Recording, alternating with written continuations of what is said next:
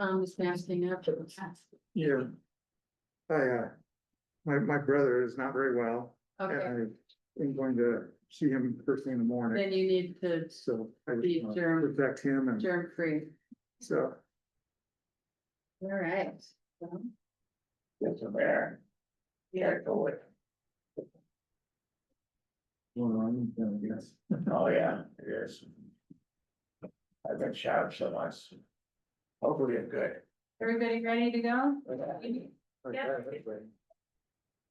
Right, it's 5:30 on September 22nd, 2025, and I am calling our city council meeting to order. If you have a cell phone, please mute it. Unless you're emergency personnel. And Amy, please take roll call. President Shay, Yes? Councilmember Bergen, Yes, Councilmember Mahoney. Yes. Councilmember Reed, Yes. Councilmember David, Yes. Councilmember Ovina. Yes. And the mayor is absent.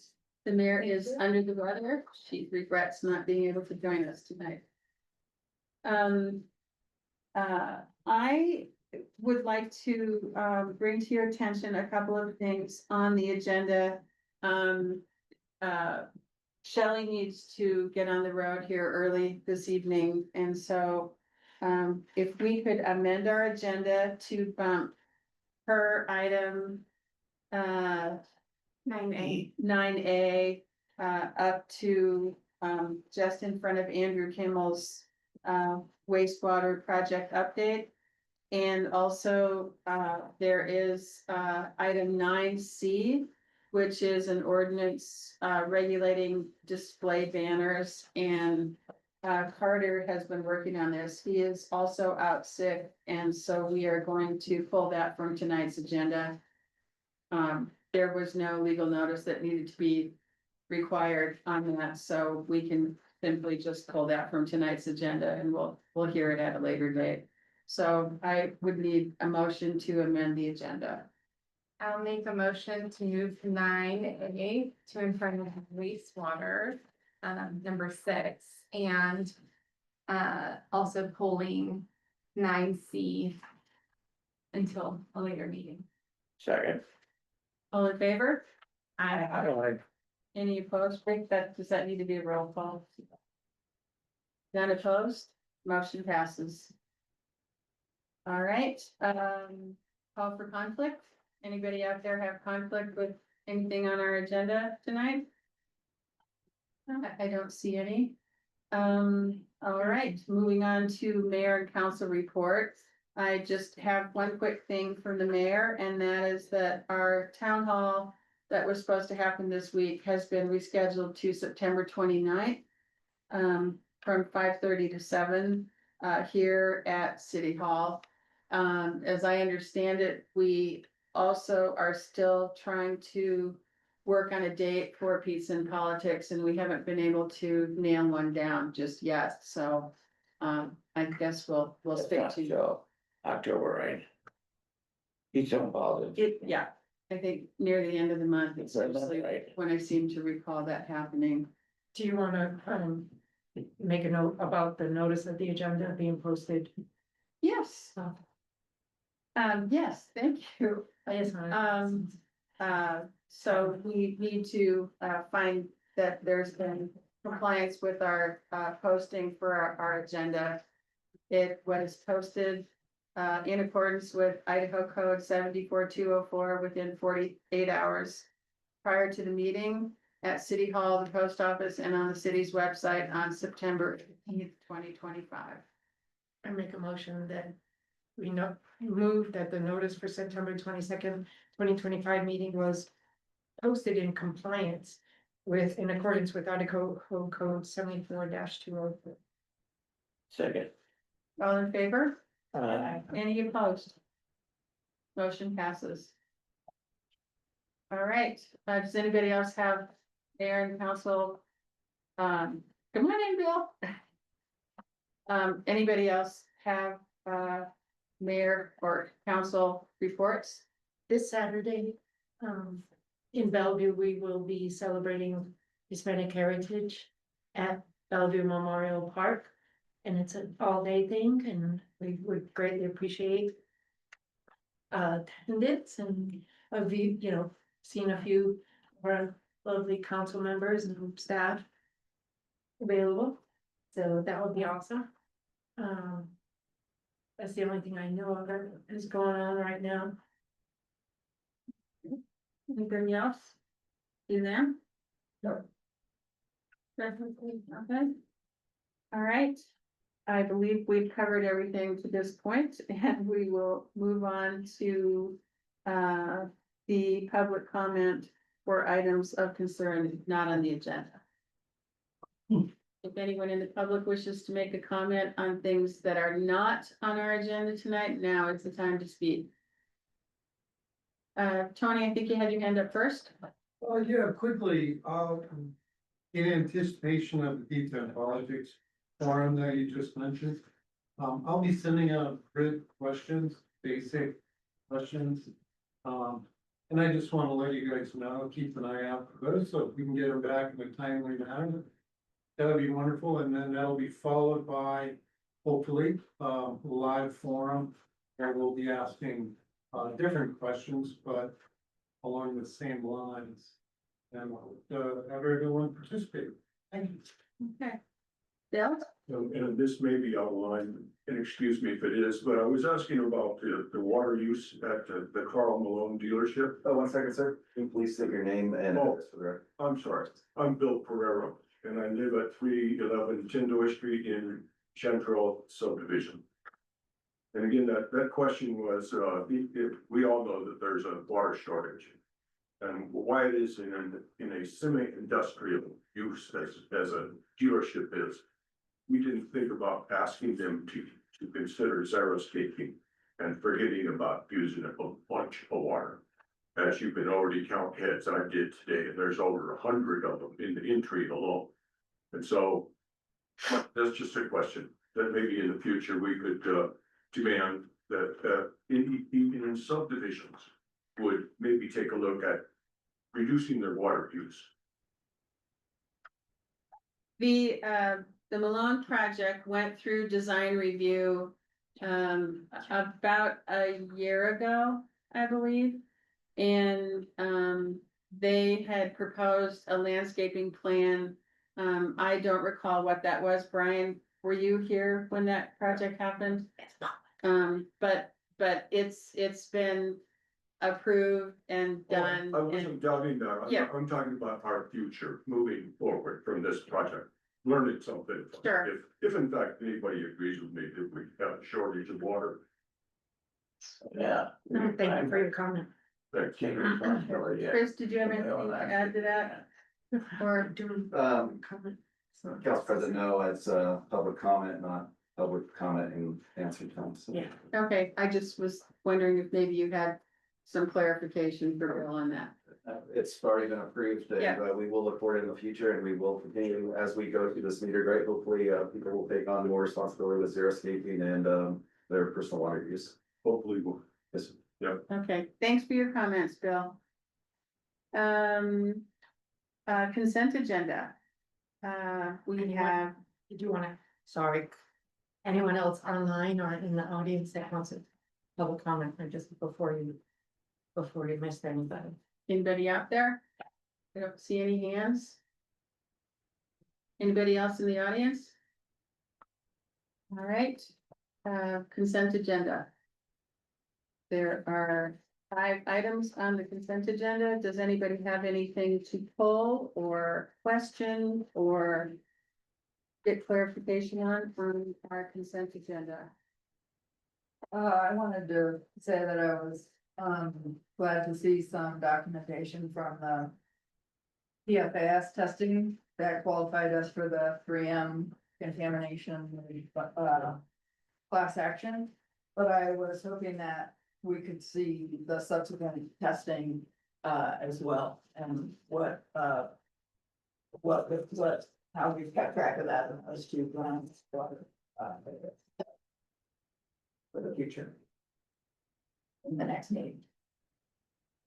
So thank you for the 2021, and hopefully we can see the Yeah, I have a follow-up on that for item 3, the Public Works Department report. I was just curious, like I understand those reports came from 2021, but has there been any other reports since or? Well, if you look at the reports, they say that there was non-detect. And the traces that were detected were not on the EPA's list of PFAS. And so at this time, we have not done any follow-up testing because DEQ has not recommended that we do any follow-up testing. Now with the money that we have received, I'll be working with our operators and DEQ to discuss how we move forward in the next year for potential testing opportunities. Okay, but what is DEQ's recommendation for testing? For like, is it like every 4 years, 10 years? So EPA puts out what's called unregulated unregulated UMRC. It's unregulated monitoring contaminant schedule, basically. So they identify 30 unregulated contaminants. They put it out and they do a 5-year cycle.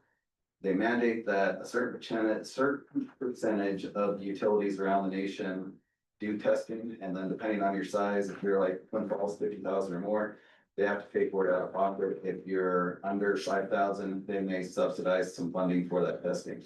Once they do that for 5 years, they see what those contaminant levels are. They decide whether they're going to put them into a regulated contaminant. That's when everybody would have to test for them. And so we're waiting for UCMR 5 to be completed. They'll analyze all the testing and then they will put out monitoring schedules for the 30 current contaminants, which are 29 are PFAS related. The 30th is, I believe, lithium. So. Thank you. Anybody have anything else on the consent agenda, Tom?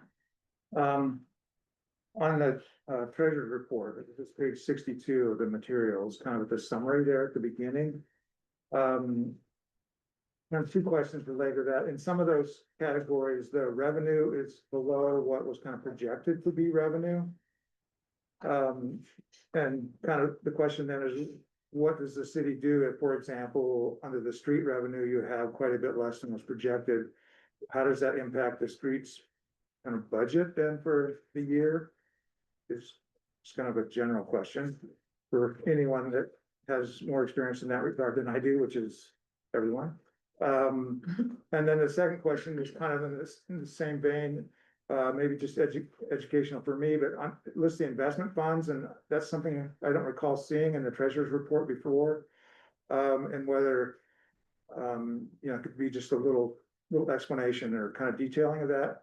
Maybe in particular, I guess, the Gannett Ranch annexation, that there's money in there from an annexation that hasn't happened. Is that accurate to say it hasn't happened? So, Yeah, they put that money into a fund, and if they actually start the annexation, that goes to pay for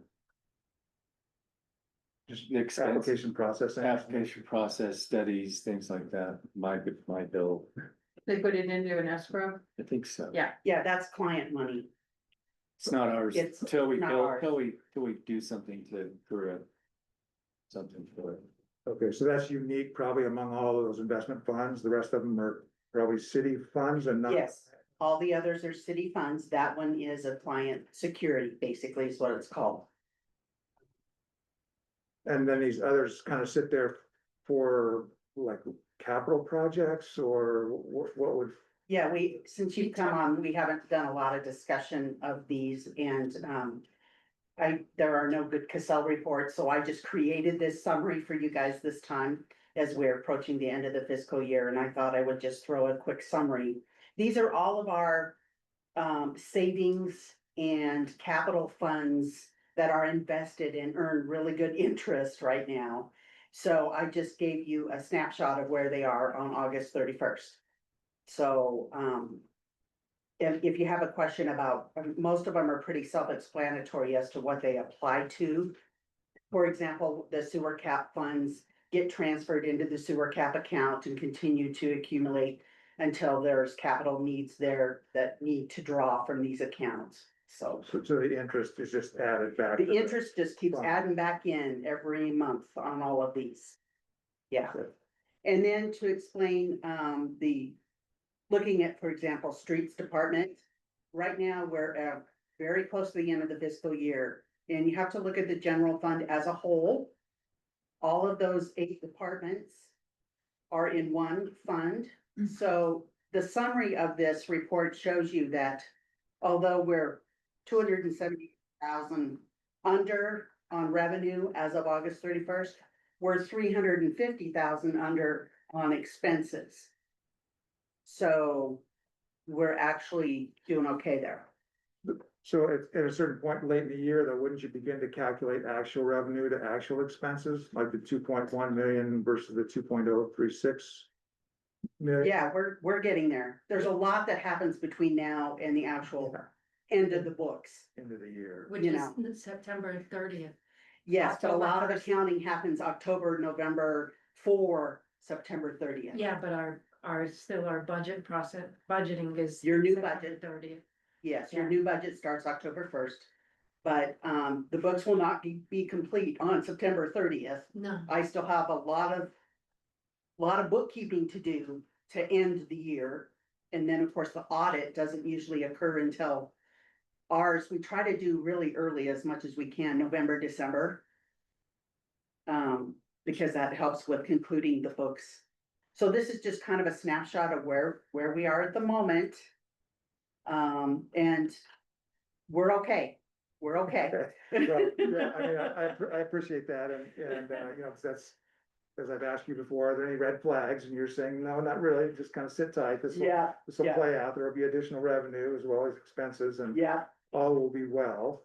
yes. So, but I would just, kind of this actual versus projected is something that seems like it would be a concern on both expense side as well as revenue side. It's the hardest part of my job at this point is trying to, I have asked department heads what they have pending. You know, we've been talking with the mayor. I mean, we're watching everything very closely for the end of the year, because we cannot go over. Sure, that's why our projections too, when we do budgeting, is a little more on the conservative side versus. You know, just like say, looking at funding streams. ITD, transportation, you know, monies that we get from the state. We could look at it and project it a little bit higher based on growth or certain other patterns. But instead, we've always been known to be more conservative on those projections. So like other funds that'll start coming in, that'll be the end of the third quarter that get paid to us. We won't receive them until into the first of the fourth quarter and then posted, et cetera, so. Yeah. But it'll back to. There's always a the time. delay. Yeah, The books, you know, in catching up to where things are. I will do a full year-end report for you, so Sure. you will get all that. and I guess, yeah, interesting to hear there'll be some delay in that revenue and. But thank you, I appreciate the Okay, details. any other questions about this? Anyone else have anything on the consent agenda? make a motion to approve the consent agenda. Yes, All in favor? I think that's a little. Roll call. Councilmember Bowman, Yes. Member Davis, Yes. Councilmember Reed, Councilmember Mahoney. Yeah. Councilmember Bergen, Yes, Council President Shay, Yes. motion passes.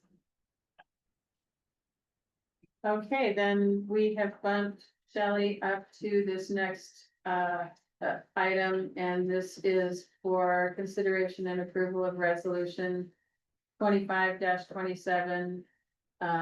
Shelley, do you want to talk about that one? Yes, this is simply a formality. At the time that I have to estimate our revenue for our budget and our budget process, and the time that I do the county, that I get the information from the county to actually finalize what we are actually getting, I missed it by $148. So this resolution, the county caught that and said, you need to amend how much it affected how much foregone we can take. So this is a formality. We're taking less of our foregone than, which will be there for the future. It's $148. It's just a formality that the paperwork had to match.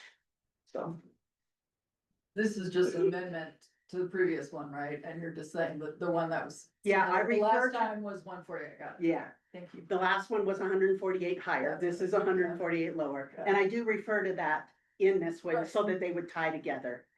Yeah. I don't wanna get in trouble with the county, so. All right. Anybody have any comments, questions? No. I would move to approve resolution number 2527. A resolution of the city of Bellevue, Lake County, Iowa, declaring the intent to collect 8715 in foregone property taxes for fiscal year 2026 and declaring the purpose for which the foregone taxes are budgeted. Second. Roll call? Council President Shay. Yes. Councilmember Bergen. Yes. Councilmember Mahoney. Yes. Councilmember Reed. Yes. Councilmember Davis. Yes. Councilmember Ovina. Yes. The motion passes.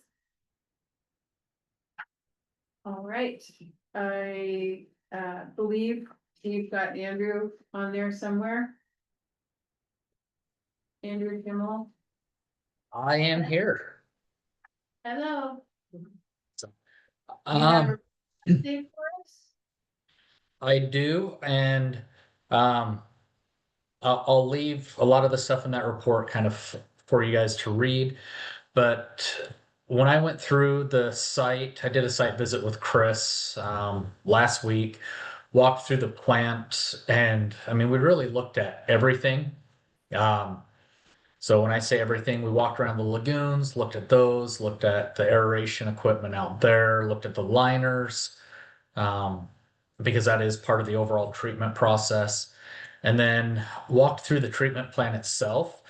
And I don't know if any of the city council members have been out there within the last, I'd say if you were out there a year ago, and if you've been out there within the last month, it has drastically changed. There's a significant amount of work that's been done that, even though it's not quote upgrades, with the insurance claim, we weren't allowed to do upgrades. But the way that they redid some of the wiring and redid piping, it's really setting the plant up that if there's an issue in the future, it's not saying it's 100%, fail safe, but just put things in places to minimize potentials for future risk. So one of those examples, and it's in the photo, on the report, I can tell you what page it is here. In the photos, it would be the second to last page. It's a photo of the basement, but there's all the wiring's been raised up about 7 feet up off the floor and put on runners. So that's the picture where you can see the blue walls and then a whole bunch of pumps and whatnot. But all that wiring used to be along the walls, some of it down along the floorway. So when they did the replacement of the cables and wiring that had rusted or been corroded from the water, wastewater, etc., all that was put in a location that if there was to get water down in the basement, which honestly can happen, that's not unheard of in a plant like this, which is why there's a sump pump down there to have some condensation and other water at times, especially when you have to change out meters and other things. So with some of the improvements or replacements, that they just relocated equipment. All the electrical panels were essentially in, ready to go. There's a little bit of electrical work that was being completed last week. The electricians were out there again this weekend. The big thing that I saw was just walking from start to finish in the plant. It is really close to operational, which is a big deal. They did run into some snags in cleaning out those basins. If you remember 2 weeks ago, we were kind of excited thinking that with the level of work they made in the first few days cleaning those basins, we thought we'd only need another 2 days. That was before they found the pictures that are on that figure 2. So to give you an idea, that rock and gravel was 4+ feet deep. And those basins are 28 feet long, 30 feet long. That is a significant amount of rock and gravel. That did not come through your lift station. Um, we're not 100% sure how it got there. We have our suspicions because you have a gravel road that when you guys had your failure, in an effort to prevent that from overtopping and spilling into that nearby drainage, that they were piling up snow. And in piling up snow and pushing it, they were pushing rocks and gravel. And they literally filled this basin with a couple feet of that rock. Um, and so that basin alone took a couple days to clean out. And so that being said, that's how awful it looked. And you can see all those rocks. The next page down is what that basin looks like now that it's been cleaned. That's the bottom picture on the right. That's the one that was clear full of rocks. Um, so yes, there was a lot of work in there, but um, the quality of work that's been done out there is very, very good. So a lot of the piping that wasn't required to be replaced has been replaced.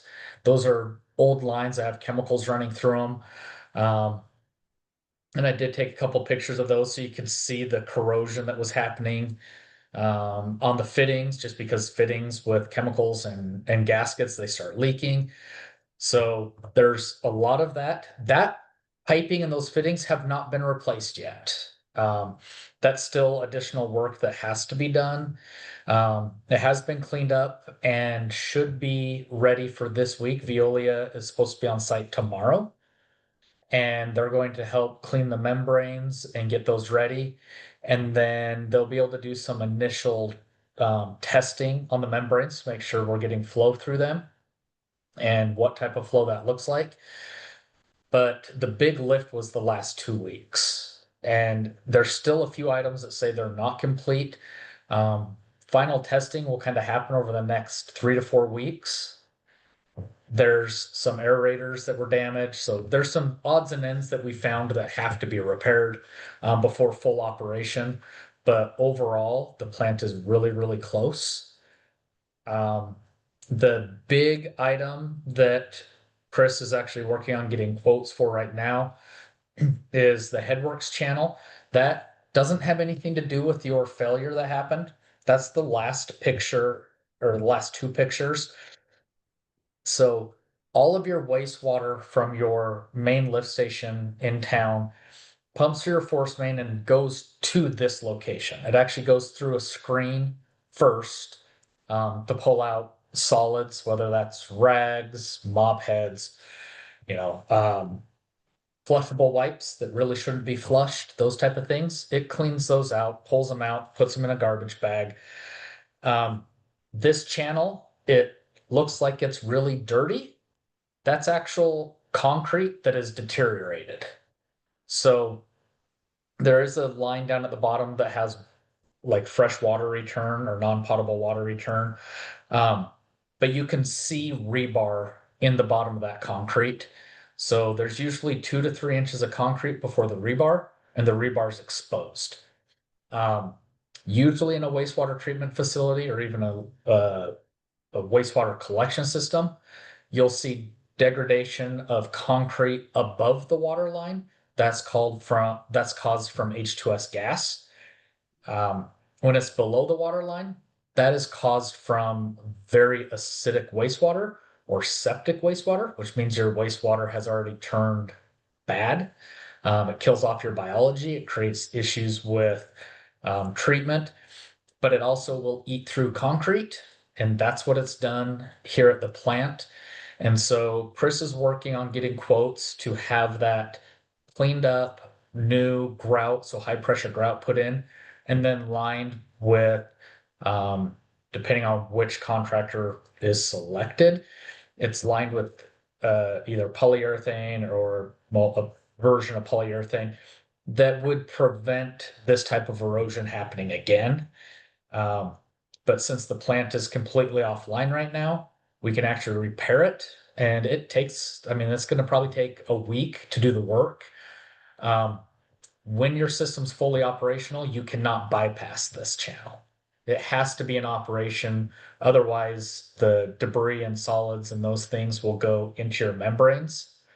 And so it's one of those, it's never a great time to spend the money, but it's better to spend it now while the plant is still offline.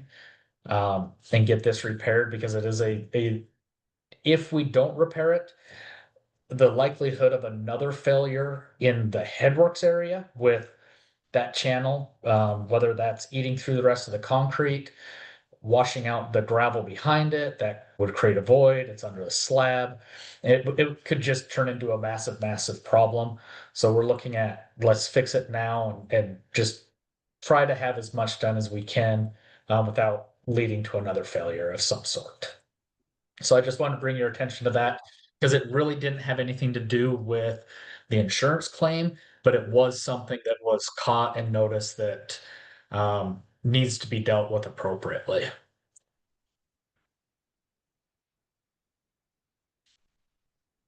So, Thank you. yep, you're welcome. Anyone have any questions? How much is it going to cost to replace that, to repair it? Estimate. So far we have two bids. The third bid has not been submitted yet, and um, I honestly don't know if it's appropriate to share quotes because we didn't give them a deadline before the third person submits it because they could have that information beforehand. Um, I guess that's usually a unusual thing to give out quote numbers when you're waiting for your final quote. But I would say that unofficially, Chris could probably tell the city council outside of the public meeting, like right after the meeting, and give you guys those numbers. I just don't think I should advertise it for people where they can still submit their quote. We should have the last quote by tomorrow morning. Can we just maybe get a ballpark then, Andrew? You could make it within tens of thousands. It's gonna be between $10,000 and $100,000. It's yeah, look between 30 and 70,000. That's kind of the range that we're looking at. And it all depends on the level when they get in there. Part of it is we can't see everything. So when they get in there, there's still going to be some unknowns with the grout. But it's not a cheap fix. However, to rebuild the entire channel and go back to just concrete, like when a new channel like that's originally built, they're usually around, well, the last one we did was about 110,000 just for the channel to be constructed the first time. So I mean we're a fraction of that to do the repair. But it's still very expensive. We just want to put something in that's going to protect it from continuing to degrade, to break down and fall apart. Because those rocks, the gravel, everything that is made in that concrete, the substrate, flows directly to your membranes. So all of that cement media is flowing into those membranes and can clog it. And why wasn't this part of the original plan? This is something you could only tell after you did the existing work that's been done, so certain recent. This was not part of the insurance claim because this isn't actually tied to the plant failure. This is outside of that area. So the headworks channel wasn't caused by the plant backing up or anything like that. This is damage from the wastewater strength that you have, not from the actual plant failure itself.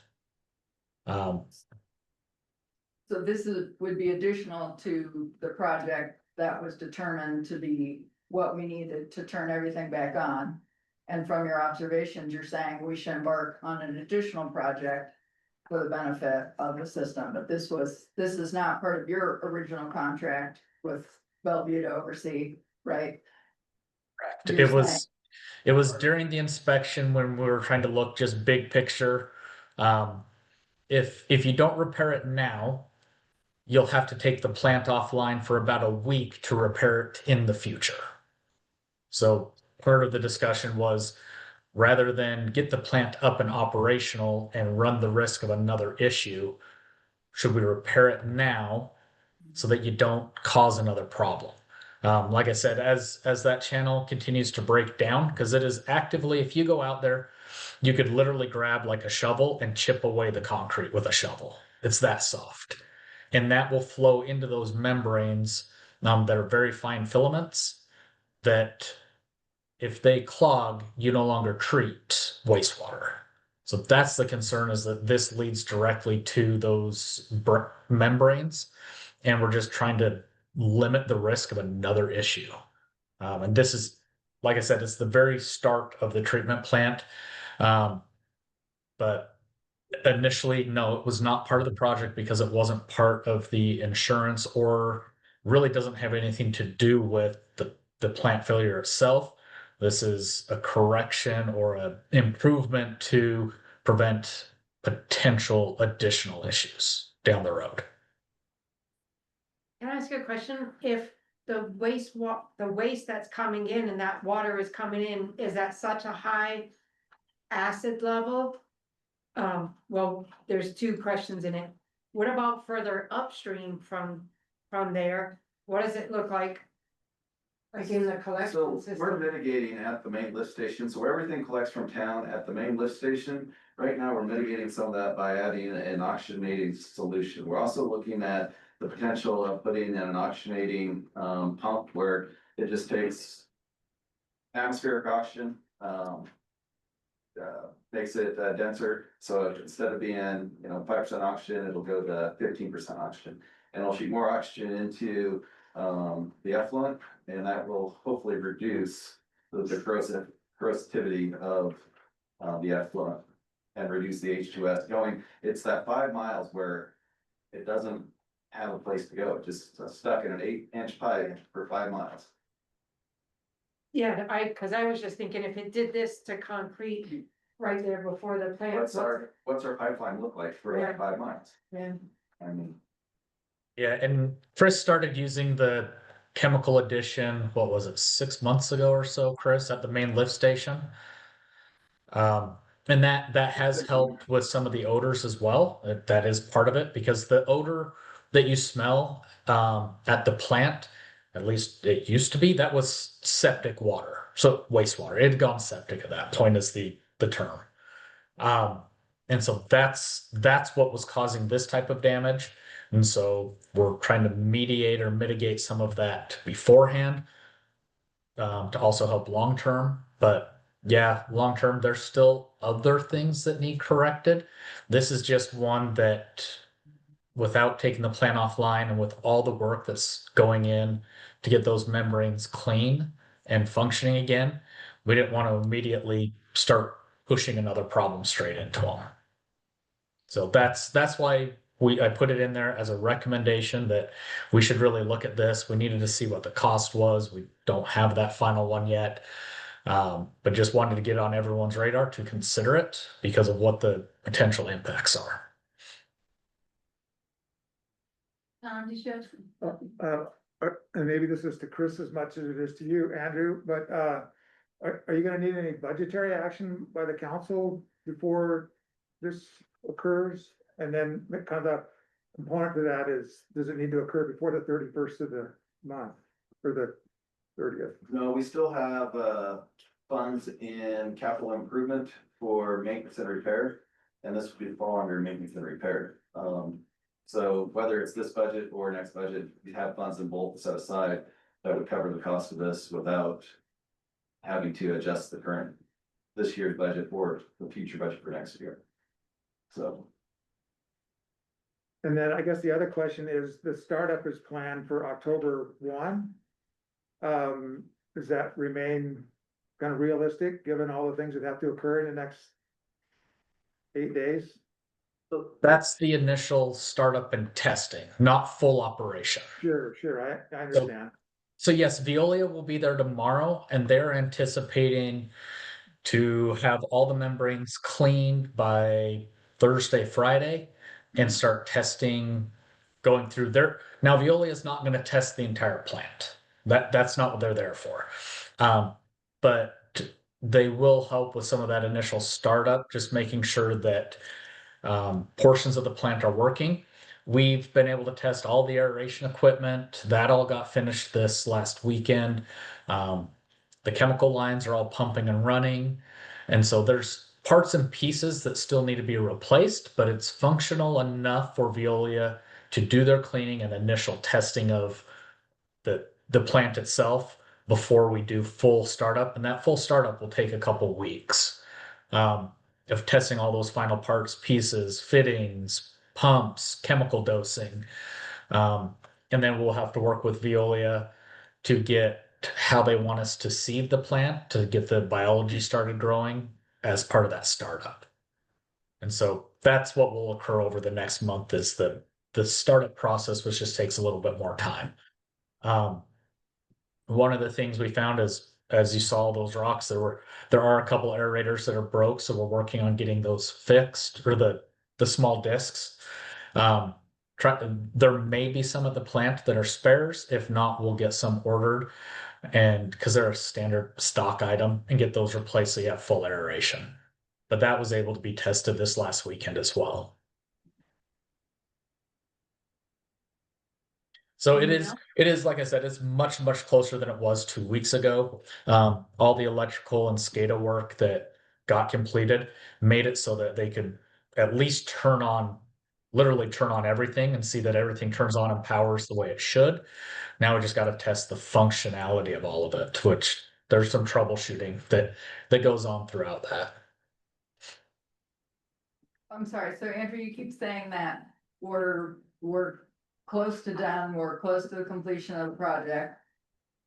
And what exactly is that? That's meetings, what exactly is that? Because then we're also hearing, really to do this properly, there should be this, and then there are questions about this, so where exactly are we about to be done and?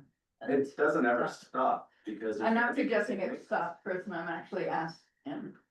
So after Veolia helps with all the cleaning of the membranes, the plant quote, everything powers on. There's power and electrical connected to every device, every pump, every sensor in the plant currently. That has been completed. Veolia's portion with the membranes is not the entire plant. So what hasn't been tested is we haven't ran water or wastewater through every part of the plant yet. We haven't tested the headwork screen. It was fine before, but we can turn it on. There's power to it. We know there's power to it. So the actual startup of the entire facility and the final testing, there's like I'd mentioned, there's some pipe and some fittings that still need to be replaced. They're corroded. There's the chemicals that have leaked out of them. They're hardened, so you see like a calcium deposit. Those should be replaced because if not, they're just going to continue to leak. That drops on electrical equipment. So yes, we have enough stuff replaced so that Veolia can do their work, but before full startup, there's probably a week's worth of miscellaneous items to be done. Then when I say full startup, that does take 3 to 4 weeks of tweaking, testing, adjusting. It's not just go flip a switch and everything runs perfect. So when I say it's very close, the fact that everything turns on and runs, that's a huge jump from where it was a month ago. A month ago, we only had about 30% of the plant able to turn on and off with electrical and SCADA. And so we're still on track for first week of October to be able to test the equipment and start figuring out if there's anything that's out there lingering. We haven't been able to run the full system all at once. We've only been able to turn on parts and pieces because Veolia hasn't been there. We haven't cleaned the membranes. We haven't tested all that because they haven't been on site. So once they're there and we figure that out and we determine what little parts and pieces need replaced, it may be that, like the aerators, for example, there may be one bay that we cannot use till we get some aerators in it, but we can run the other 6.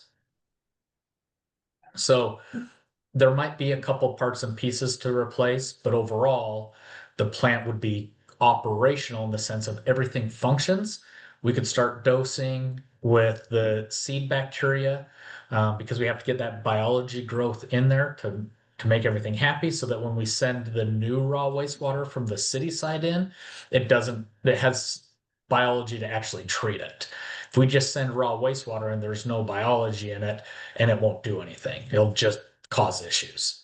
So that's where that 3 to 4 week startup window is growing that biology and getting a happy environment again. So we're still saying yes, initial startup in October with the planned full running back to normal prior to the failure by that 1st of November, I believe is the date in there. And Okay, it's so still that's looking the like that is milestone. the plan. So the milestone for November 1st is the plant running as it was previously, right? Correct. Got it, okay, thank you. Chris, did you have anything to add to that? No, Council President. Thank you. Anyone else? Thank you, Andrew. Thank you. Thank you. Thank you. I believe we are, moving on to, presentation, with Mark Davidson with BCRD. Hello, Mark. Hello. How are you? We're well, thank you. Are you running the show? Yeah, I'm, Am I giving the presentation? yeah, Well, we're going from sewer talk to recreation. Emily? We're creative down here. if you want, I can run it. Okay. You're ready to change. Great. Okay, so my name is Mark Davidson. I'm the Executive Director of Lane County Recreation District. Most of John and Morgan Bucker, our Director of Communications and Development. So I'm glad to be here. Thanks for having me. I was just gonna run through a little bit of history of BCRD. Some of you haven't seen, we've done a couple of presentations over the last 6 to 8 months. So we're gonna kind of cover a lot of ground and I'll hopefully do this about 5-ish minutes or so. BCRD has served our county for nearly 50 years, and in that time, our population has gone from about 8,800 people in 1976 to right now, we're somewhere over 25,000-ish. We've expanded, over that course of time, we've expanded our programs. We started as building a swimming pool and the Wood River Trail, or the bike path as commonly known. Those are the two things that we got started with, and since that time, we've done everything from our programming like baseball for kids, soccer for kids, to now pickleball and Nordic skating, things that we wouldn't have envisioned back in 1976. As we've expanded our programs and built trails and done things all over the community, we've served not only thousands of residents, we've actually served generations of residents in Blaine County. And many of you in this room have actually participated in BCRD programs or services or worked at Blaine County Recreation District. Our current budget breakdown is roughly, it varies year by year, but it's roughly 40% is the levy funds that we get on an annual basis. And about 35% comes from earned revenue, the cost of passes, ski passes, water passes, etc. And about 25% comes from donations.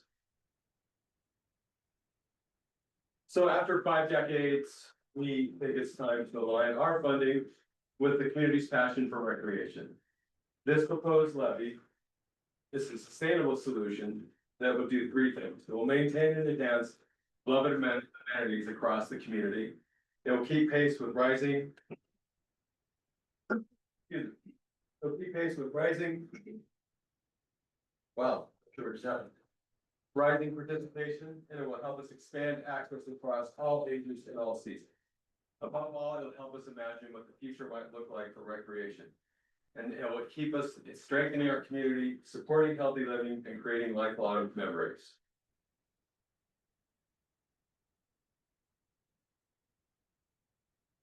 Well, It did something right, push the button, I was supposed to. There we go, I got it. Okay, so over the past year, we've gone around and we've, almost 2 years it's been, we've gone around the community, we've did surveys. We've had community meetings, I've done numerous presentations, we have countless conversations with individuals. Every day, we're talking to somebody about recreation in our community and what people would like to see us do. 3 things out of those conversations that we've learned from our community is that one, the community does agree that it's time for BCRD to update its funding model after 50 years. They also we've heard loud and clear that recreation is essential to our community. It is part of our identity as a community. And the other thing we heard was people want to know more about what we're proposing with this levy. So I'll be doing that here as we move forward. We started though by creating a vision for recreation. So recreation is woven into our Blaine County's identity, as we talked about. From groomed Nordic trails to course to play fields, it's something that we pass down generationally. Parents like to go out and do something, they teach their kids how to do that thing, whether it's Nordic skiing or swimming in the swimming pool or whatever it is, and they pass that on to their kids. It becomes, like I said earlier, generational. Our vision is recreation is for everyone, in spite of your age, ability, where and when. Our vision is that recreation is available and accessible to everybody in our community. We think it's a core part of our way of life, and we see this going on for the next 10 to 20 to 50 years from now. So as we think about how this vision starts to become a reality, we've started to shape our plans with the community and input from the community around a variety of things. And we think that these projects are not only in demand, we believe they're financially feasible and financially responsible, and we think they're ready to launch if we have levy funding. Each project meets real needs that we see in this community every day. So I'll start with trails, and we'll go through, there's 5 different areas of focus for our levy proposal. Trails are our most visible and widely used asset. I'm sure many of you have used the Wood River Trail. Over all of our trails in the community, from Galena all the way to down here to Gannett Road and even beyond, we see almost or over 700,000 user days each year. These trails are free and open to everybody. But trails, like everything, need care. They get used a lot. We have aging infrastructure. We don't have a lot of bathrooms, if any, on the trail. They're all plastic rooms that we rent from, gosh, now I'm blanking on that, Clear Creek. We have bridges and trailheads that need upgrades, and our equipment to maintain these things, including grooming equipment, is costly and expensive. In 2013, this community passed the Wood River Trail levy, which rebuilt bike path from here all the way up to Human Meadows. Those levy funds are on the verge of running out. Now we're going to be assuming those funds that we use from that levy to now have to do this on an annual basis. It gets incorporated into our ongoing budget. These are new things that we're adding and adding as we go every year, and as this community keeps expanding and using more and more things. But as part of our levy, we're investing for the long haul. We built in the cost of maintaining and operating these things over time. You'll see that in each one of these things that I talk about. Galena Lodge is more than just a place, it's more than just a building. It's a beloved gathering place, it's a landmark, it's a launching point into some of the most incredible recreation opportunities in the world. And according to many who I talk to and we hear from, it's a world-class Nordic amenity. We're proposing upgrades to the lodge itself. We're talking about building new infrastructure that supports all the work that goes on in and around the lodge. The work that we're proposing at Galena, just like I said with the trails, we're also incorporating into our levy proposal the long-term maintenance of these facilities, so they'll be available for generations to come. Move on to our Quigley Trails Park. You haven't been there, it's just on the east side of Haley, right over there by the high school. Quigley Trails Park is the model of what can happen when a community comes together. It started as a winter-only space. Many of you maybe go Nordic skiing there, but it's expanded into a summer use area. We have a trail network that goes all around that community, all around the Quigley Trails Park. As well as we have a kid-friendly pump track, and it gets used, it's one of our most heavily used assets in the community. As we move on toward our aquatic facilities, Our aquatic center is a vital community resource. It's great for swim lessons, lap swimming, exercise, and more than anything, it's a fun place for kids to go. We see thousands of kids use this over time. Diana even enjoys the lap swimming at the pool. It is also a critical role for our community.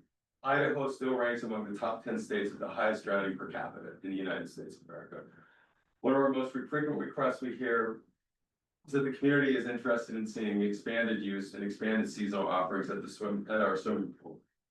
The proposed recreation levy will not only expand these seasonal operations, it'll help us upgrade the supporting infrastructure around the swimming pool. And with everything else, we've built in long-term operating and maintenance costs of this facility as we look to the future. And lastly, sports fields and infrastructure. Recreation in this project area here, this is typically about traditional recreation, sports recreation. Recreation improves physical, mental, and social well-being. But our gyms and fields are largely overbooked. They're outdated. I like to tell the story. I grew up playing baseball on the fields that are here. They're the same fields that existed on 53. They're the same fields that kids played on back when I was a kid. They're the same fields kids are playing on right now. And very little has happened to actually upgrade those fields for baseball tournaments such as the Nelson Classic and other things. We did a countywide assessment almost 2 years ago, and within that assessment, we found that 89% of respondents were wanting more indoor recreational space. 72% wanted additional outdoor options. This levy would fund new and improved courts and fields, year-round indoor and outdoor facilities. And as always, the staffing and maintenance is included in our proposal to ensure longevity. We're not just building to build, but we're trying to build responsibly and look to the future.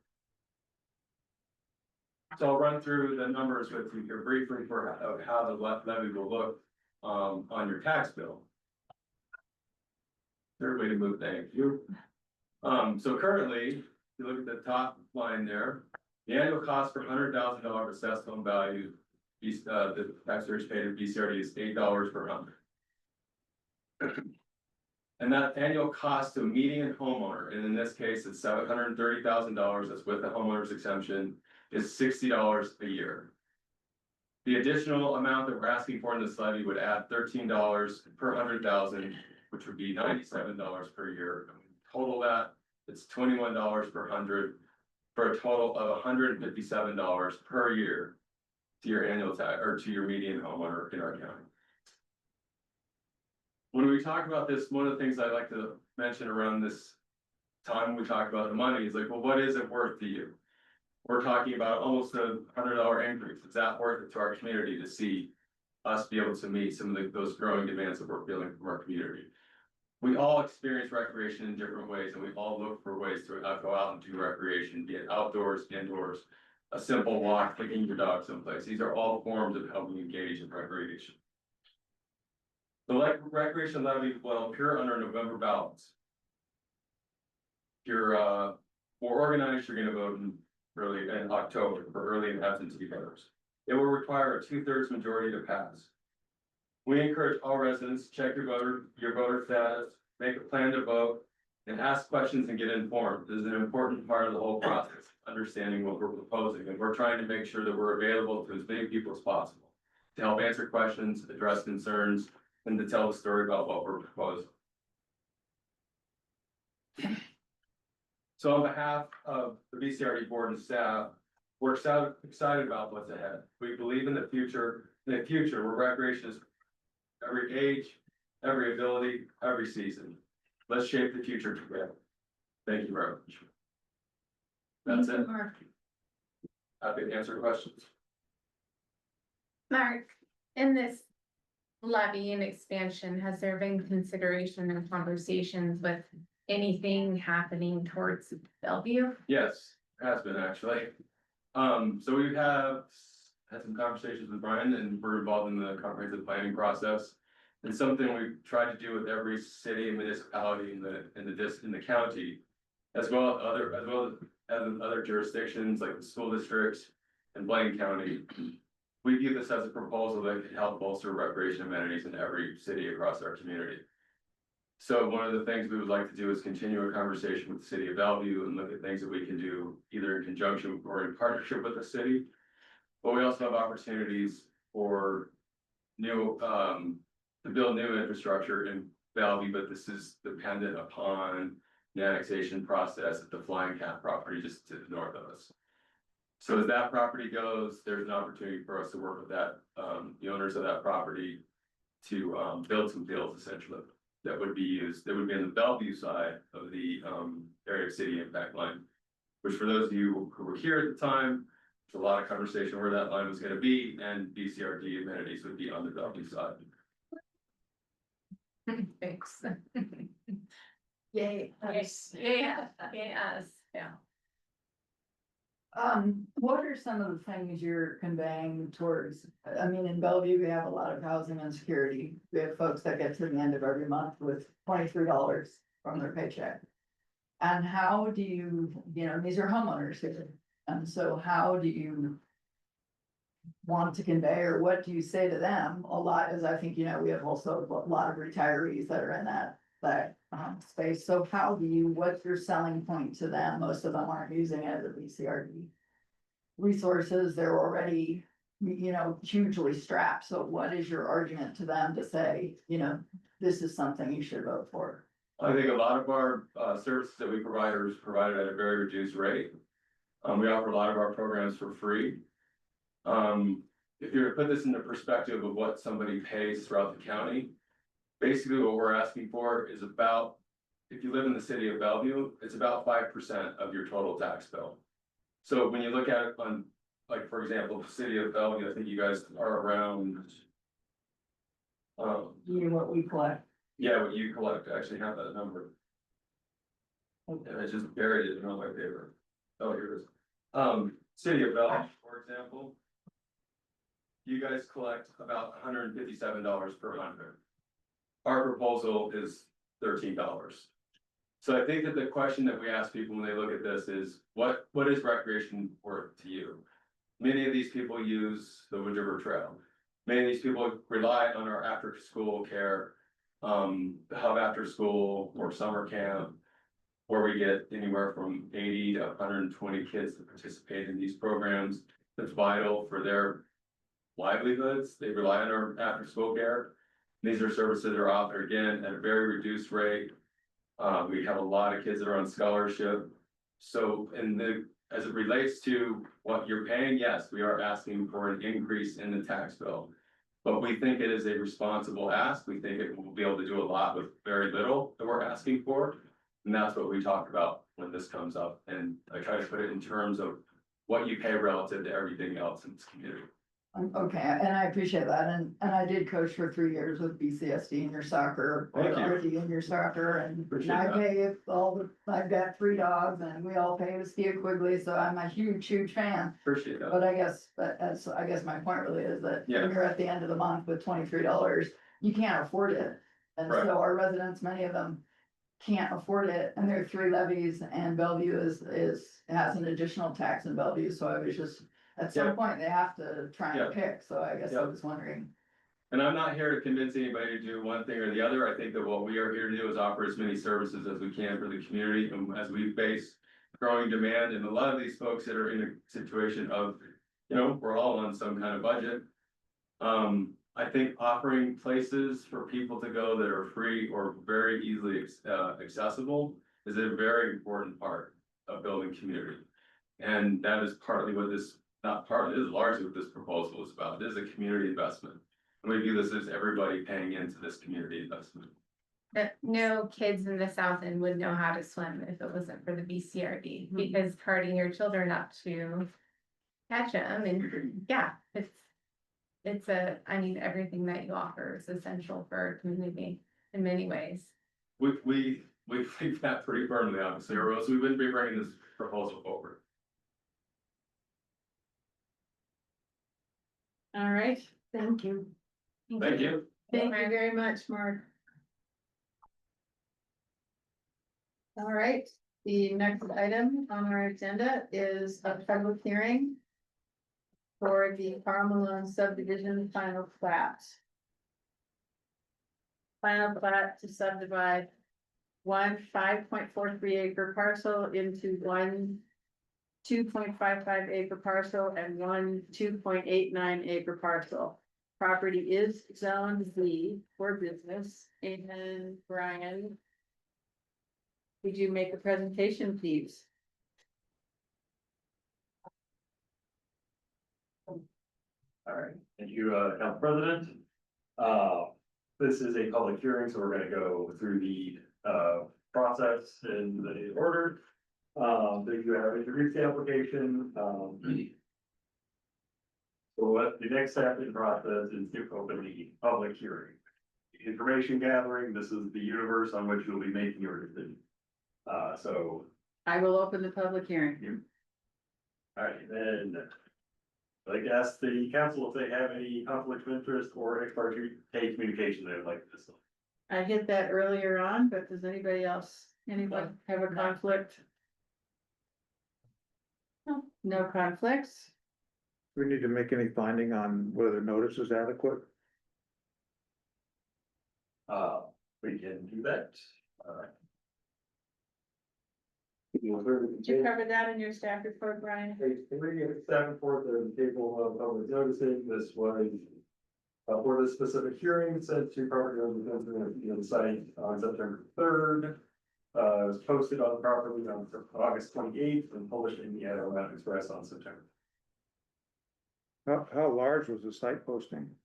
There were 4 11 by 17 signs staked on site, 2 in English, 2 in Spanish.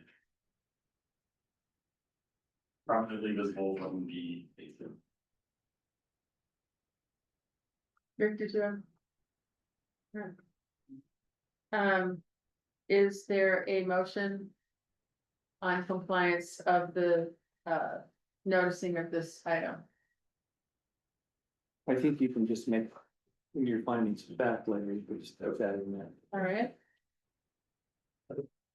Next, we will hand off to somebody on the development team over here, to present their material. They, applicant,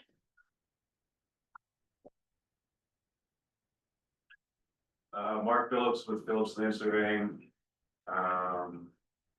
We complied with any changes that were requested from preliminary plat approval. All those changes have been made on the final plat. And aside from that, just give any questions.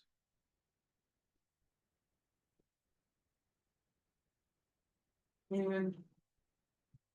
Any questions about this final plat? No. Anyone on city council? Yeah, a few questions, I guess, maybe for both staff and the applicant. got a president, kind of overburden, like I can do my presentation on it, and then. Yeah, that'd be great. Thanks, Yeah, thank you. specific for.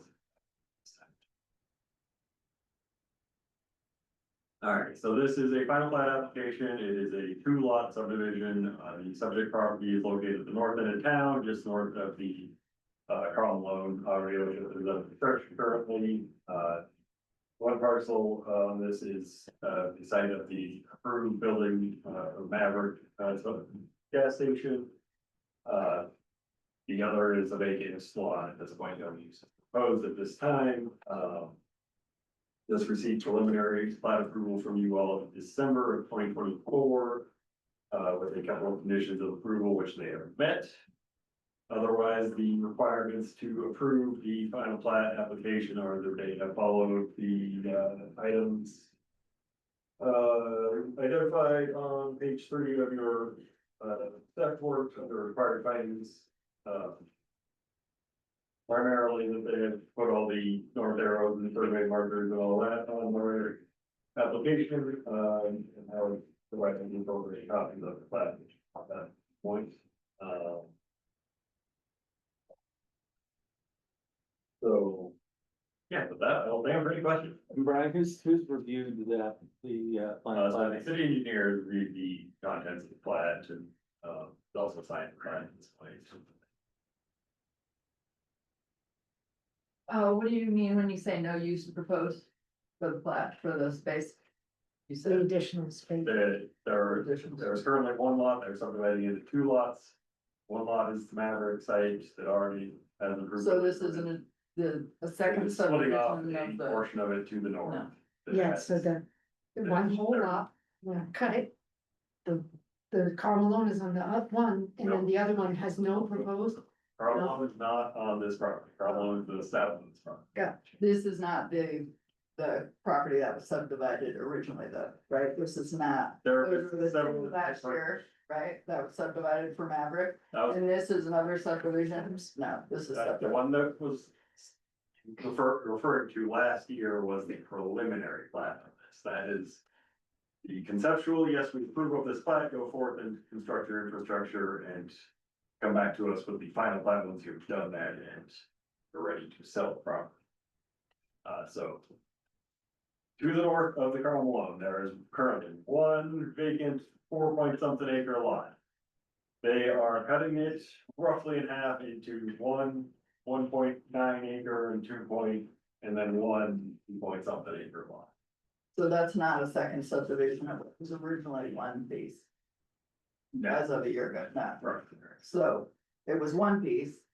It is still one Then piece. Maverick got a subdivision that became, I'm sorry, not Maverick, the Malone lot, or no, this is not part of that original. So the Carl Malone site, this whole property area has been subject to several lot line adjustments and minor subdivisions over the past several years. Within the last year or so, since the Carl Malone site has gone under construction, no other changes. Does that answer your question? No, I'm sorry, I'm just confused. So last year, there was a discussion about subdividing the Malone property into two pieces, one of which would be for the gas station. So is that, That Two, is what at we're the end talking of about. last year. This, okay, that this was- is still just this one, you're still talking about only this. it is the same property, same subdivision proposal. That was the preliminary plat stage, we're at the final. That's plat fine, stage. so we're not talking about three pieces, it's still just two. It So, is, but it's not gonna be for a gas station, eh? There is still a gas station approved and proposed on one of the parcels.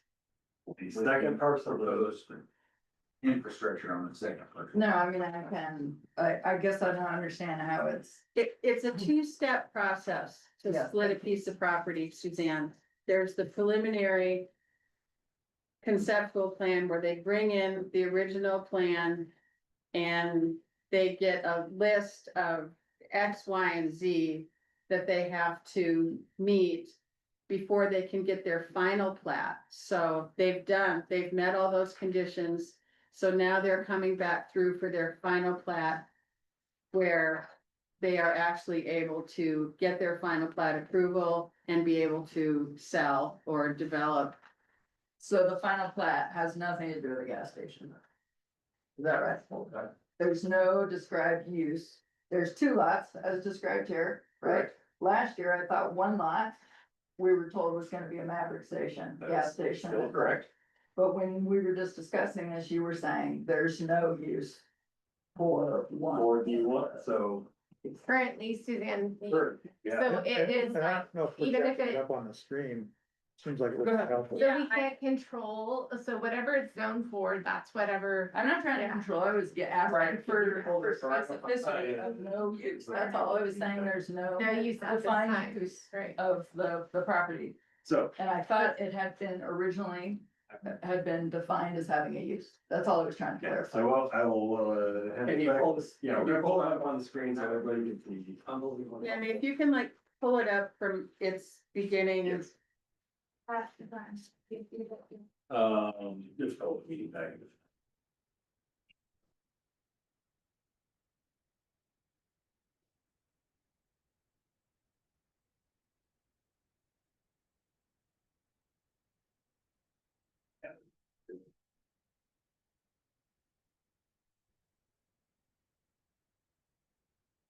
Alright. So. This portion down here at the very south end of the site. Is intentionally blocked off because it's not part of this subdivision. This is where the Carl Malone is currently under construction. Yes, I know, I just. This lot is I was talking to currently membership. a single parcel. Mhm. they have received preliminary plat approval to draw this line in and make it 2 parcels. They received that in December of 2024. That was when this was last in front of you. This site, lot 2, is the approved Maverick site. This site, lot 1, is what I was describing as a parcel that has not been identified for a use at this time. And this division, so what was once the one, I thought, and that's where I thought I led with, what was once something that had been discussed. Was the subdivision of the Malone lot, right, which now, as you show, here's no longer in the picture, now we're looking at the orange, which was one piece. And then you're saying in December, that's the second piece, the one of 2, right, was subdivided again, is that right? That's what we're Yeah. looking at in your picture, lot 1 and lot 2 is the second piece. They received preliminary plat approval. Yeah. So it In is, December, they got a passing grade on their rough draft in December. Now they're coming back with their final draft. I got it, all I'm saying is it now that original property, as of December and whenever that happened, it's 3 pieces now, is that, now, we're just discussing lot 1, lot 2, and we're no longer discussing the original lot 1. Which is the Malone property down below, is that right? So originally, Aaron, can you state your, Aaron with architecture Thank you. representing K&M.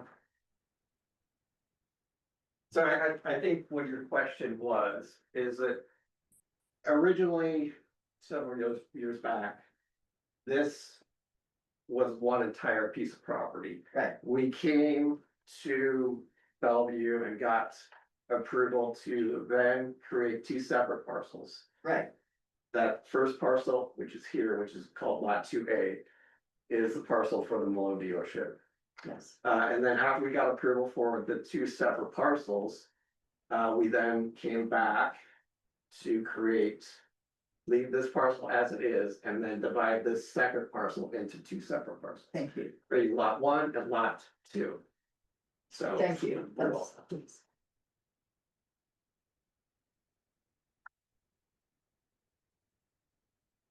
Thanks. anybody else on the council have any questions? Before I open it up? Tom? In the materials, it referred to a stormwater basin. And I'm just curious to where that is located on this property and kind of what area you anticipate draining. Also, whether you intend to install the utilities before the plat is recorded or bond for that, if that's an appropriate process. And then, there also was discussion about a sidewalk extension.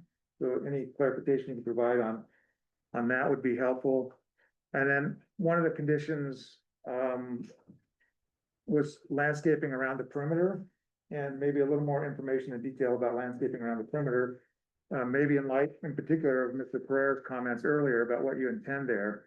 And then the final question, and I'm happy to kind of work back through these if that's helpful.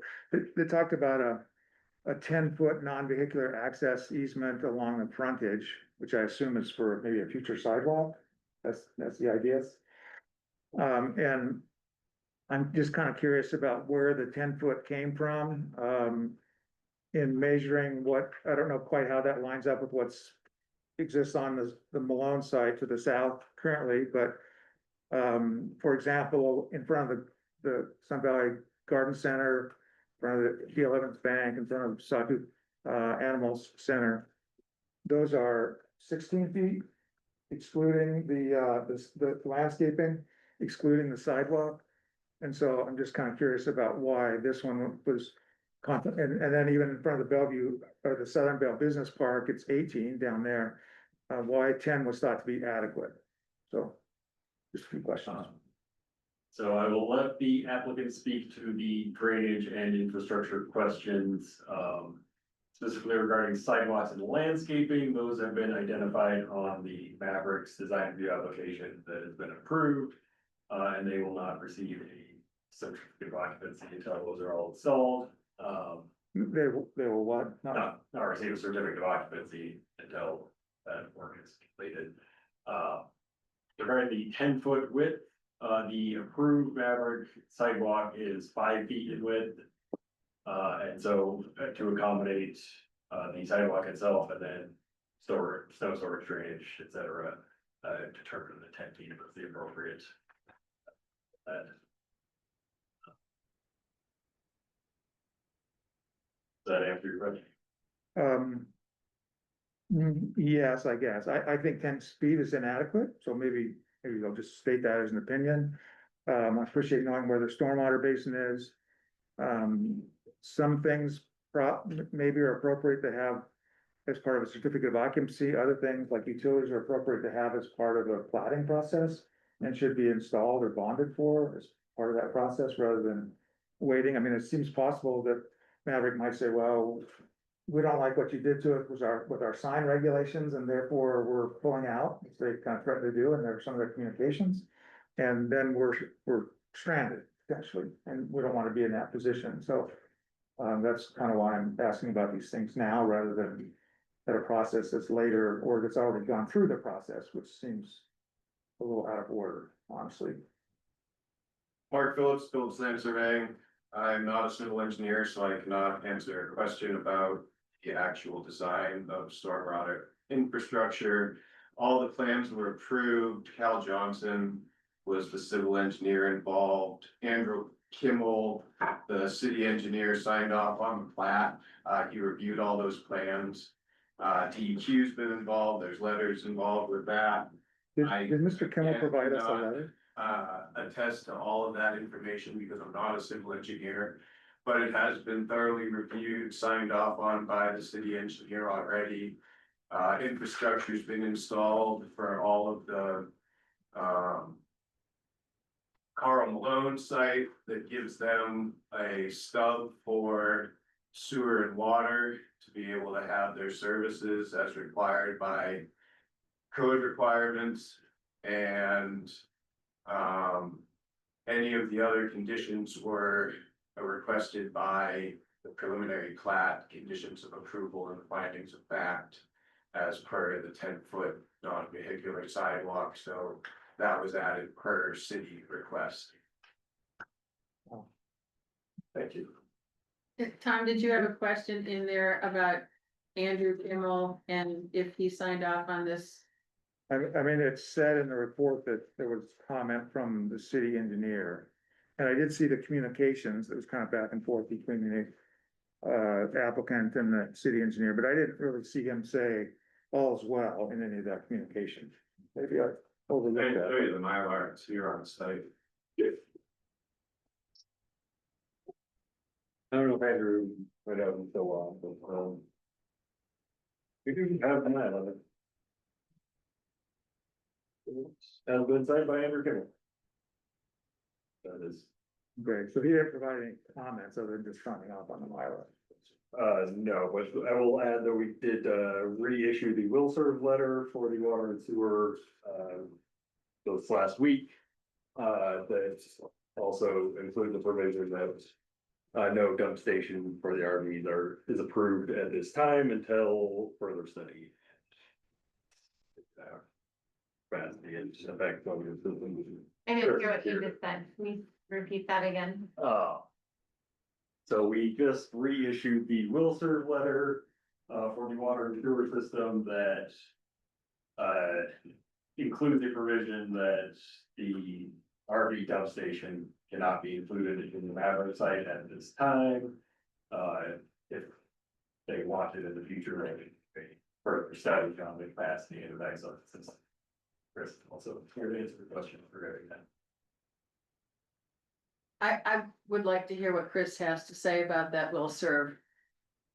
I believe Mark asked for one 2 weeks ago. I reviewed it. They had been approved one in 2023 by our contractors. They submitted it to public health. They wanted an updated, public health wanted an updated version from what Mark told me. I wanted to see the design plans for the dump station to include any pre-treatment screening. They don't have that at this time, so I said to them, will serve. I would like to put in a condition that until they present the design plans, any pre-treatment, any screening and a capacity assessment, that will have to be approved by Public Works or, appointed official. And at that time, they can move forward with it. So I have issued them a will serve with the condition that there will not be a dump station until approved through Public Works. If and until. So- If and until. Won't be a dump station if and until, sorry. Tom, did you Is have that- any more there? Is that an appropriate thing to include in the conditions of the approval? If you feel it isn't already in their will serve letter, and we've not issued the water and sewer permit for the property yet, so we have to submit that to review process at a approval level of security.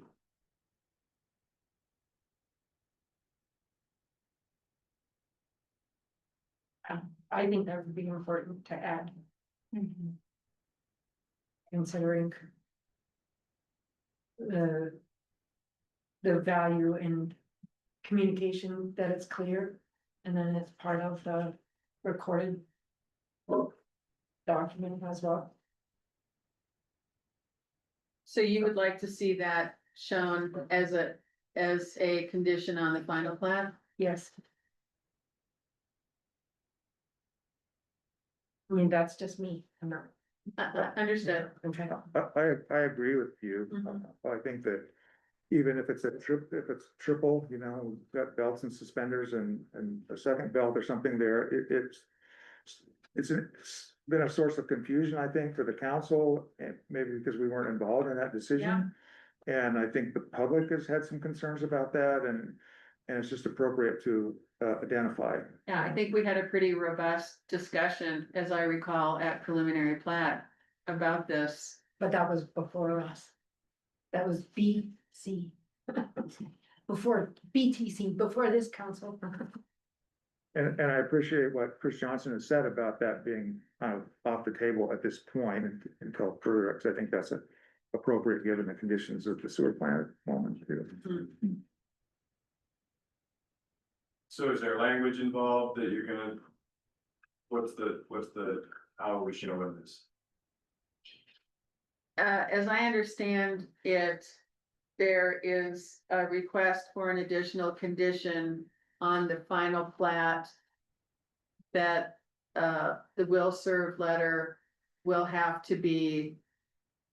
The will serve letter will have to reflect. Yeah. I would suggest a second condition of approval on these findings that mirrors what is in the will serve letter. That just states. Yeah. No RV Exactly. be approved until further analysis. Until additional studies Correct. have been submitted and approved by our public works director. The already approved language that's been, yes, exactly. Is that clear? Does everyone get that one? So it's nothing extra. But it's just noted. Tom, anything more? The only other thing is this plat includes area that's in the county beyond the Bellevue city limits for that northern access. Important of the offsite access that is within. Blaine County, yes. Within Blaine County. Has anyone asked Blaine County what they think about that? This was transmitted for comment. Several months ago. They've not received response to it. No response from the county, Right. I don't have anything for. And all we're trying to go to the airport that I believe owns that property. Yeah, Tom, your main response, and you are working Southside. Yeah. Anyone else on council have comments or questions for clarification before I take public comment? Question answered for me. about drainage. All right, if you would like to make a public comment about this final, Sorry, I did think of something. I just want to make sure when we are sharing or asking for public comment. For myself and whoever would make a public comment. That we recognize what we're considering versus what we're not considering. And what this is. And so if we could restate it before we open it back up again, if I could have you restate what this is, please, Brian. So that then people know what they're commenting on and what really doesn't have weight at this moment, at this point in time. And I was gonna clarify Okay, a little bit thank of that. So this is a final plat application. It does not have to do with design review. It does not have to do with landscaping, lighting, architecture, or site design. It strictly is the final plat criteria, which is quite limited. And so, that the limitations are basically that this final plat substantially conforms to the preliminary plat, and that any conditions that were placed on the preliminary plat have been met prior to bringing this forward to us for approval. So if you could limit your comments to the final plat criteria, that would be very helpful for us. Understanding that there's people that feel very deeply about the development of this property, myself included. So I will go ahead and take public comment. If you would like to offer up public comment, please state your name and address for the record. and limit your time to 3 minutes. We'll see. I am not seeing any hands in the audience, and I am waiting to see anything out there on Zoom. Does anyone there have a comment to make about this final plat? I'm not seeing anything on Zoom. We did receive one letter from Mindy Pereira. She, I believe Bill said, what, 311 Tendoy. And I'll just read it quickly into the record. To whom it may concern, I want to comment on the proposed subdivision of the Carl Malone property and why it should not be approved. As a homeowner in Chantrell subdivision, I am totally against any further development next to Carl Malone of a Maverick station and a dumping station for RVs. We do not need another gas station or a new dump station in Bellevue. We already have 3 gas stations in Bellevue, which are plenty. The proposed dump station being on the west side of the road and close to the Big Wood River is totally unacceptable, especially if there was ever a breach in the dump lines that could leach into the water table or river. We already have water shortages in Bellevue. In addition, and adding another facility that would use more water seems ridiculous. Not to mention the traffic problems that will occur with people turning in and out of the Maverick station. There will already be ingress and egress problems with the existing Carl Malone dealership. I am totally against further development on the west side of the road. I vote no. Melinda Pereira. Amy, we did not receive any other written comments on this application. All right, anyone else out there going once? All right, we will go ahead and close. So. Can I do that now, or Not yet. is your new? Would be. Your new format. Anything that was presented, from staff or the absentee or the one letter, comment? Nope, so we're on number 7. All right, Okay, if council has any questions for myself or the applicant, this is the time to do it. Just so I understand that, the utilities are installed and at some point in the future and before the C of O is issued. Correct.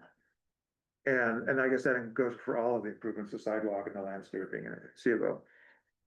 And that includes the stormwater basins, which we didn't really learn anything more about, but, and further, thank you. okay, anyone else on council have any comments about this final plat? I was just curious about process. So we had, over between all of this, there's probably been about 70 comments specifically about this. Is there any place that we have ever, or where all of those comments, since they have always been about this particular project, or they tracked and They, kept with this? I believe they are tracked. They're recorded as part of the record, for the preliminary plat application. This is a separate application. You need to take it on universe of information that is in front of you, for this application. No, I just meant in terms of procedurally, since this is a single project moving through all of these things, is there a place where all of these comments that pertain to the project far more than, you know, this is lot one, this is lot two, this is the line? I was just wondering if that is being maintained in a single place and where people can see that. So It's not one this is single. a quasi judicial action. You are acting as a judge. You need to base your decision on the compliance with the rules and regulations in place, subject to or relative to the application in front. I understand, I was simply asking procedurally if that was something that we were working on with projects like this, that the information that residents, the impressions, things that people had said that had been communicated publicly and submitted were available for the future, for future analysis, not to inform my decision. We already. They are all on the council meeting packets and private records. There. Thank you.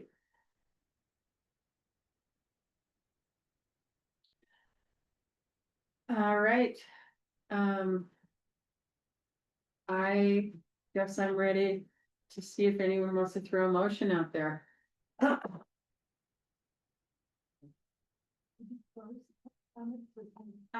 believe I Go did. ahead. Close the Then you public. deliberate and then you make. Yeah. Okay.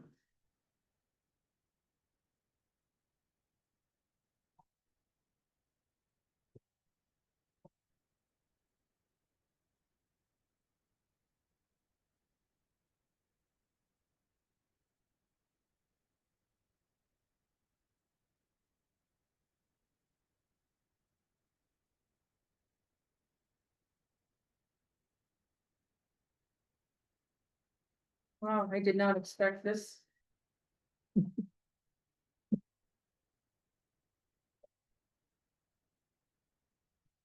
No motion? Anyone wanna try? I'm trying to figure out what, I heard two people talking at once, so did you close the public? The public comment is closed. Okay. And I just wanted to make sure, and so we We're would be ready, deliberating. ready to deliberate. Mhm. No one from the council has any other comments or questions regarding us being able to deliberate on this. And I would like to make a motion to approve this with the proposed addition to the additional Condition? condition.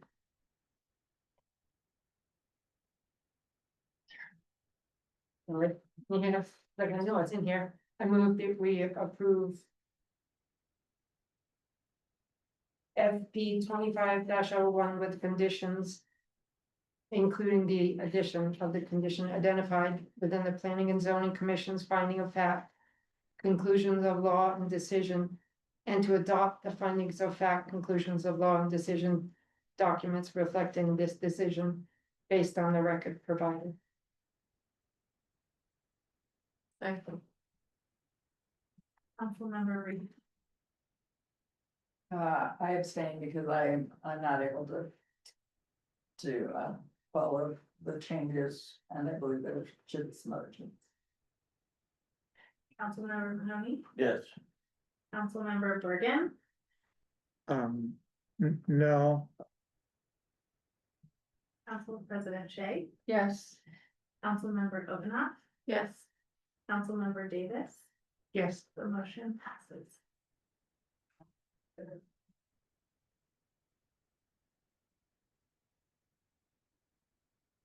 Well, Thank you. you're welcome. All right, I believe our last item on the agenda is under 9B, under new business consideration and approval of resolution 25-28, confirming the appointment of Tressa Pritchard to the Bellevue Urban Renewal Agency with a term expiring on September 22nd, 2029. And I will go ahead and make a brief presentation. Actually, Alderman Obenov suggested we chat with Tressa about sitting on the borough board. Brian and I had a meeting with her a couple of weeks ago. And she is, I believe, and Brian, you can correct me if I'm wrong here, fourth generation Idahoan. And she left the valley for a period of time and came back and just said that this is home. And so she has expressed an interest in serving our community, and we have been looking for another commissioner to sit on the Urban Renewal Agency, and she was interested, and so we have recommended. I recommend her too, because she works in Mahoney part-time. And she does work at Mahoney's Yes, part-time. and she is going back to school for business. Yeah, So, you know, she's a hairdresser by trade, but she's a go-getter, put it that way. yes. Takes no prisoners. And so anyway, I discussed this with the mayor, and she has asked us to put this on the agenda for her appointment to the Urban Renewal Board. Urban Renewal Agency. So, So I would move to approve resolution 25-28. Resolution of the Mayor and Common Council of the City of Bellevue confirming the appointment of Tressa Pritchard as Commissioner to the Bellevue Urban Renewal Agency. Second. all in favor? Or is that a roll call? Roll call? Council President Shay, Yes. Councilmember Bergen, Yeah. Member Mahoney, Yes. Councilmember Reed, Yes. Councilmember Davis. Yes. Oh, sorry, I missed that. I'm sorry. Yes. Motion passes. All right, I believe that concludes our business tonight. So Sheriff's meeting we've had a long time. Motion for a long time. I make a motion to adjourn. second, Second. all of us second, all in favor? All right. Aye.